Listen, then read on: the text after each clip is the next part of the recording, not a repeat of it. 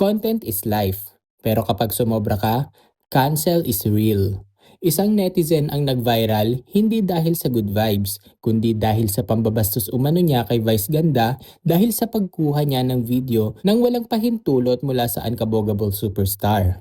Burado na ang video ngayon. Nagpalit na rin ang pangalan ng uploader, pero ang resibo ng netizens at ang maanghang na buwelta ni Meme Vice, trending na trending. Pati legal expert na pa-react sa nangyari. Ano nga ba ang buong kwento? Yan ang pag-uusapan natin sa video na ito.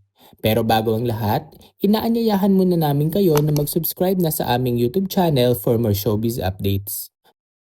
Noong January 3, isang netizen na walang magawa sa buhay at kinilalang si Jessamine Concepcion ang nag-upload ng video sa kanyang Facebook account. Sa video, makikitang halos isubsob na niya ang cellphone niya sa mukha ni Vice Ganda habang naglalakad sa Hong Kong International Airport. Habang sinusundan niya ang It's Showtime host, maririnig si Jessamine na nagsasalita. Ay, si ano to? Artista? Si ano to? Artista ito? Si ano to? Uy!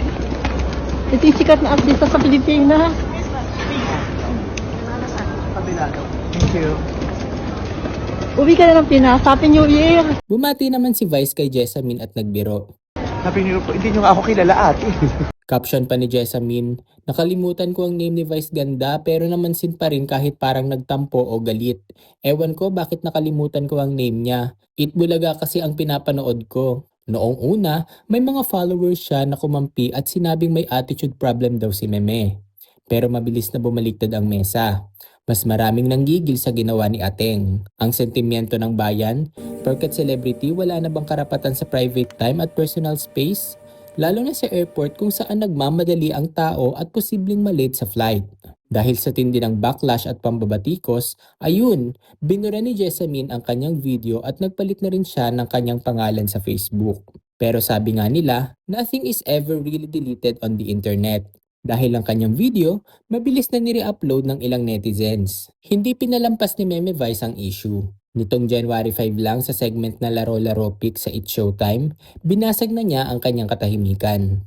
Diretso niyang tinawag na echosera si Jessamine dahil sa pagsasabing hindi siya nito kilala. Tapos si Chusera, hindi niya daw alam ang pangalan ko. Kitang-kita ko siya nung nakita ko siya nung nakita niya ako. So, ay, si Vice Ganda. Tapos binidyo ko. Oo, tapos Ba't ka content? ang layo ng nilakad niya, girl, ha? Talagang binusit niya talaga ako. Ay, sikat to eh. Sikat to. Ayoko na ikwento yung buo dahil mababash ka lalo, Day. Pero malala. Pero hindi lang ito basta internet drama. Pwedeng mauwi ito sa seryosong kaso.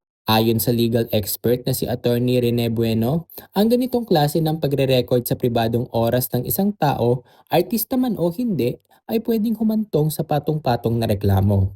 Posible raw na nalabag ni Jessamine ang Anti-Wiretapping Act na may parusang 6 months hanggang 6 years na pagkakakulong at ang Data Privacy Act na may parusang 1 year to 7 years of imprisonment. Matatawag din daw na stalking at unjust fixation ang ginawa niya na may parusang 1 hanggang 6 na buwang pagkakakulong. Pero dahil in-upload ni Jessamine ang video sa internet, maaari din siyang makasuhan ng cyber libel oras na makasira ang kanyang video sa imahe ni Vice Ganda. Maaari naman siyang makulong ng hanggang 12 taon kung mapapatunayang guilty siya. Grabe, sulit ba ang likes at views kung kulong naman ang kapalit nito? Isang matinding paalala ito sa lahat ng aspiring content creators na may hangganan ang pagiging fan at paghahanap ng views. Respeto lang din sana sa personal space ng iba. Kayo, anong masasabi nyo sa pangyayaring ito? Deserve ba ni Jessamine ng bashing o okay lang ang netizens at si Vice? Ilapag nyo na ang mainit yung opinion sa comment section. At huwag nyo kalimutang i-like at i-share ang video na ito para mapanood pa ng iba. Salamat!